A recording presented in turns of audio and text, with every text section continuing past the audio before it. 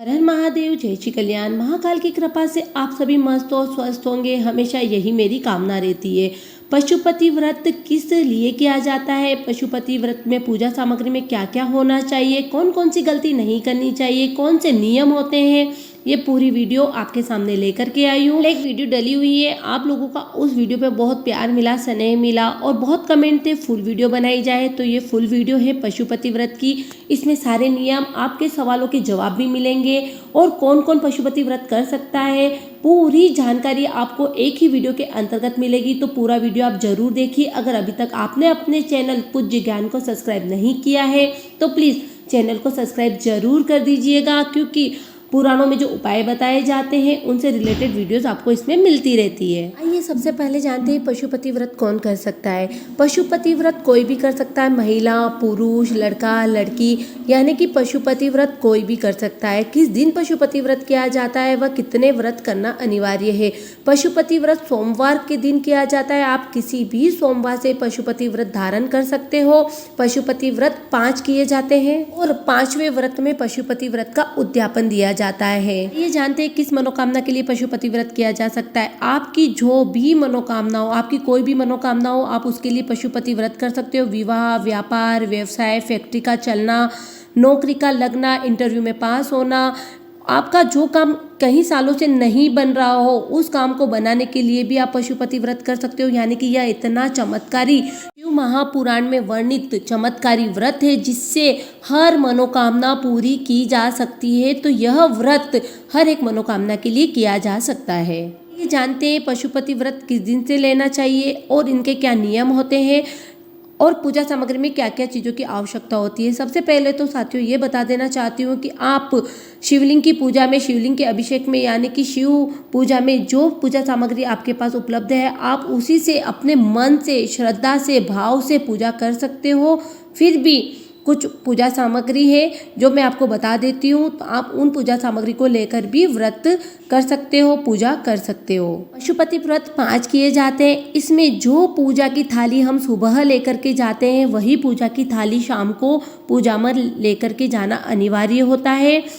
देखते हैं सुबह की पूजा थाली। इसमें रखे हैं पुष्प, कुछ बेलपत्र, दीपक घी का भरा हुआ, रोली, चंदन, मौली, गुड़, शहद, दही, दूध, घी, शक्कर और पंचामृत का सारा सामान, अक्षत, मूंग। पंचामृत के लिए सारा अलग अलग सामान भी ले सकते हैं। अभिषेक अलग अलग सामानों को चढ़ाकर भी कर सकते हैं। दूध, दही, घी, शक्कर इत्यादि अलग भी चढ़ा सकते हैं और उसको पूरा पंचामृत बनाकर भी चढ़ा सकते हैं। भाव और श्रद्धा हमारी है कि हमें किस रूप से चढ़ाना है। सुबह की थाली तैयार है, आप बड़े भाव से मंदिर जाइए। यह पूजा सिर्फ मंदिर में ही होती है, तो मंदिर में आप बड़े भाव से अभिषेक करिए, पूजा करिए, बड़ी श्रद्धा से तन मन धन पूरा भोले बाबा को समर्पित कर दीजिए और बड़े भाव से आप पूजा करके घर आइए। रखिए साथियों, आपको सुबह के समय सिर्फ फलिहार लेना है, फलाहार लेना है। आप भोजन सिर्फ शाम की पूजा के बाद ही कर सकते हो।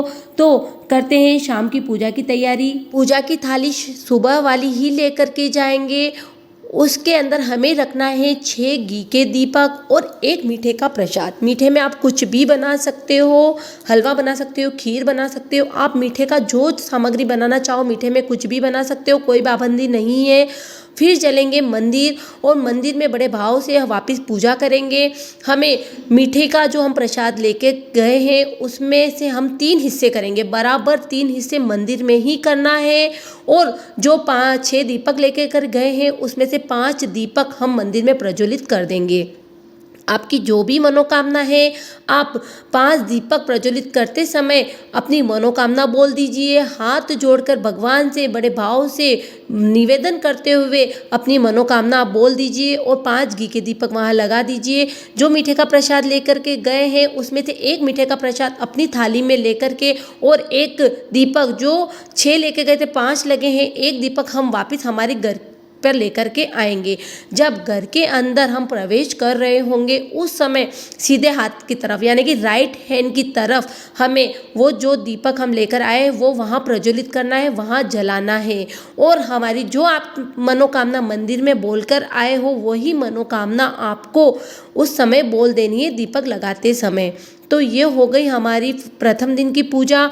हम घर के अंदर प्रवेश करेंगे, जो मीठे का प्रसाद हम लेकर के आएंगे, सबसे पहले हमें मीठे का प्रसाद ग्रहण करना है। वह प्रसाद हम किसी को नहीं देंगे। वह प्रसाद लेने के बाद भोजन कर सकते हैं। भोजन आप उसी समय कर लीजिए। ध्यान रखिए दोस्तों, हमें सिर्फ प्रथम दिन ही हमारी मनोकामना बोल देनी है, हर सोमवार नहीं बोलना है।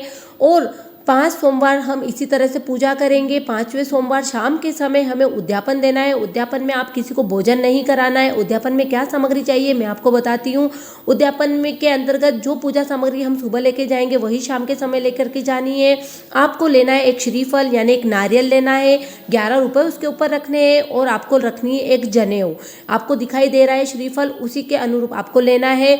और आपको लेने हैं, या तो आप ले लीजिए 108 मूंग के दाने, 108 साबुत चावल, 108 बिलपत्र, या फिर 108 फूल, या 108 आप फूल की पत्तियां भी ले सकते हो। कहने का तात्पर्य ये है दोस्तों, आप 108 कोई भी एक सामग्री ले जा सकते हो। और बड़े भाव से, श्रद्धा से आप शाम के समय की पूजा कर करके आइए और सारी सामग्री वहाँ चढ़ा दीजिए। श्रीफल नारियल वगैरह आप वहीं मंदिर में ही रख दीजिए और भोले बाबा से विनय कीजिए। अगर आपकी मनोकामना पूरी हो गई है 5 व्रत करते समय, तो आप उनका बहुत बहुत धन्यवाद दीजिए। नहीं हुई है तो प्रभु से विनती कीजिए, प्रभु मेरे आज सोमवार पूरे हुए, पशुपति व्रत पूरे हुए हैं, मैंने उद्यापन दे दिया है इसका, आप जल्दी से जल्दी मेरी मनोकामना पूरी कर देना।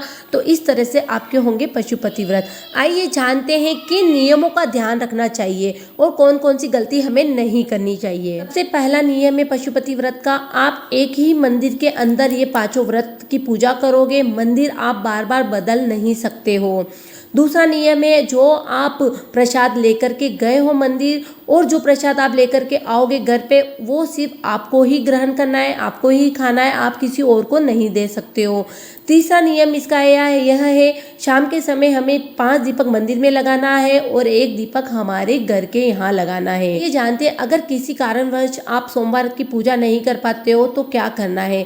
अगर आपका पीरियड आ गया है या कहीं आपको बाहर जाना हो गया है तो आप उस समय सिर्फ व्रत कर लीजिए, और वह व्रत आपका 5 व्रत के अंदर मान्य नहीं होगा। फिर जब नेक्स्ट सोमवार आए तब आप वापस से व्रत कर सकते हो। आइए जानते हैं कि अगर पशुपति व्रत करते समय ही किसी सोमवार एकादशी आ जाती है या करवा चौथ आ जाती है या ऐसा कोई व्रत आ जाता है जिसको आप सालों से कर रहे हो, तो हमें क्या करना चाहिए। उस समय आप जो सालों से व्रत करते आ रहे हो, जैसे एकादशी करते आ रहे हो, तो आप उस दिन एकादशी करिए, फिर अगले सोमवार से वापस पशुपति व्रत कंटिन्यू कर सकते हो। इस व्रत की पूजा सिर्फ मंदिर में ही होती, वही मान्य होता है। लेकिन फिर भी अगर कोई मंदिर जाने जैसी कंडीशन में नहीं है, वो मंदिर नहीं जा सकते हैं, उस कंडीशन में आप पूजा अपने घर पर भी कर सकते हो। लेकिन यह पूजा सिर्फ वो लोग ही कर सकते हैं जो मंदिर जाने जैसी स्थिति में नहीं है। अगर जो मंदिर जाने स्थिति में है वो तो मंदिर में जाकर ही इसकी पूजा को करें। साथियों, उम्मीद करती हूँ पशुपति व्रत की फुल वीडियो आपको बहुत पसंद आई होगी। अगर फिर भी आपके सवालों में से कोई जवाब रह गया है तो आप अपना सवाल मुझे वापस से कमेंट कर करके पूछ सकते हो। वैसे मैंने पूरी कोशिश करी है कि आपके सारे कन्फ्यूज़न दूर कर दिए जाए, सारे सवालों के आपके जवाब दे दिए जाए। हर हर महादेव, जय श्री कल्याण। भगवान आपकी मनोकामना जल्दी से जल्दी पूरी करें। महादेव आपकी मनोकामना जल्दी से जल्दी पूरी करें, हमेशा यही मेरी कामना रहेगी। पशुपति व्रत बार बार भी कर सकते हो। एक बार उद्यापन देने के बाद 1 या 2 सोमवार आप छोड़ दीजिए, फिर से पशुपति व्रत धारण कर सकते हो अपनी मनोकामना के लिए।